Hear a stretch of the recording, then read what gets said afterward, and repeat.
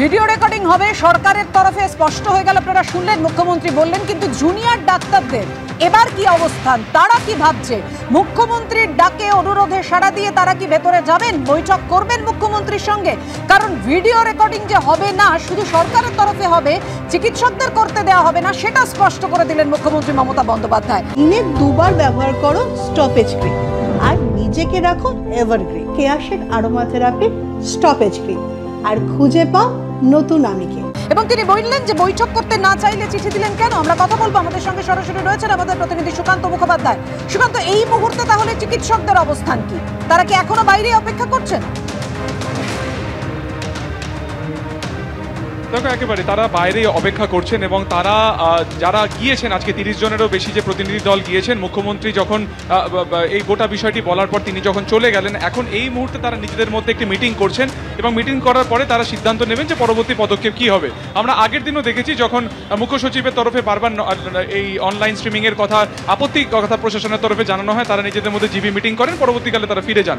এবং আজকেও এখনো পর্যন্ত যেটা পরিস্থিতি, যে স্নায়ুযুদ্ধের লড়াই এখানে আসার পর থেকে দুপক্ষের মধ্যে চলছিল, তাতে কিন্তু এখনো পর্যন্ত এই মিটিং কতটা হতে পারে, কতটা ফলপ্রসূ হবে, সেটা নিয়ে একটা প্রশ্নচিহ্ন থাকছে।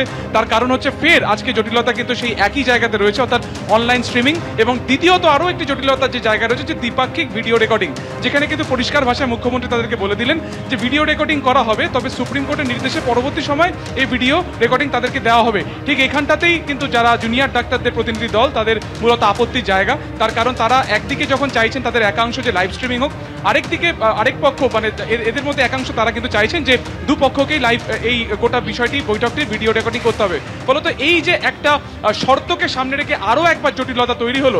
স্বাভাবিকভাবে প্রশ্ন উঠছে যে আজকে মঙ্গলবারের পরে শনিবার, অর্থাৎ 5 দিন যে কর্মবিরতি চলছে, সেই কর্মবিরতি উঠে যাওয়া বা নিষ্পত্তির আশঙ্কাতেই সম্ভবত আজকে মিটিং ডাকা হয়েছিল। সেই মিটিং কি আদৌ ফলপ্রসূ হবে? দূরে যে ছবি তুমি দেখতে পাচ্ছ, একদম মুখ্যমন্ত্রী বাসভবনের ঠিক বাইরের যে ছবি, সেখানে এই প্রবল বৃষ্টির মধ্যে তারা এখনো বাইরে রয়েছেন। মুখ্যমন্ত্রী কিন্তু তাদেরকে বসার আহ্বান জানালেন, তাদেরকে চা খাওয়ার আহ্বান জানালেন, কিন্তু এখনো পর্যন্ত মুখ্যমন্ত্রীর এই আহ্বানে তারা কিন্তু সাড়া দেননি। তারা নিজেদের মতন করে মিটিং করছেন এবং তারপরে তারা সিদ্ধান্ত নেবেন যে পরবর্তী পদক্ষেপ কি হবে। এখন দেখা যে তারা কি এই মিটিং আদৌ হয় নাকি তারা ফিরে যান। এবং আজকেও যদি ফিরে যান, তাহলে স্বাভাবিকভাবে বলা যায় বা বলার অপেক্ষা রাখে না যে এই কর্মবিরতির অবস্থানকে কেন্দ্র করে যে জটিলতা আজকে ফের তৈরি হতে চলেছে, সেটা আরও বড় হবে বা আরও বৃহত্তর আকার ধারণ করবে। সব মিলিয়ে এই মুহূর্তে দুপক্ষই তাদের অবস্থানে অনড়। মুখ্যমন্ত্রী সাফ জানালেন যে নন স্ট্রিম, একেবারে লাইভ স্ট্রিমিং এর কথা তারা চিঠিতেও প্রশাসনের পক্ষ থেকেও জানানো হয়নি, তারাও জানেনি। ফলত এখন এই দাবি কি করে উঠছে? ফলত এই যে অনমনীয় ভাব দুপক্ষের, তাদের নিজের অবস্থানে তারা যে অনড় রয়েছে, সেটা নিয়ে আরও একবার কিন্তু জটিলতা দেখা দিচ্ছে বৃহস্পতিবারের পরে আজকে শনিবার।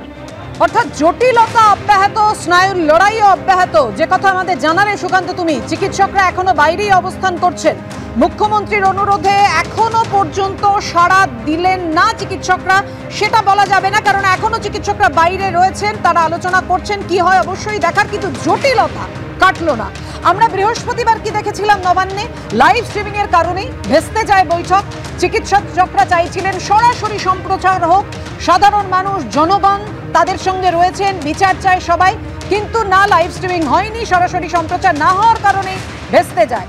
কিন্তু মুখ্যমন্ত্রী আজকে বাইরে বেরিয়ে এসে অনুরোধ করেন, বলেন আদালতে যেহেতু মামলা চলছে, সর্বোচ্চ আদালতের অনুমতি পেলে তবেই ভিডিও রেকর্ডিং তুলে দেওয়া হবে চিকিৎসকদের হাতে। কিন্তু চিকিৎসকরা তাতে নারাজ, তারা তাদের দাবিতে অনড় রইলেন।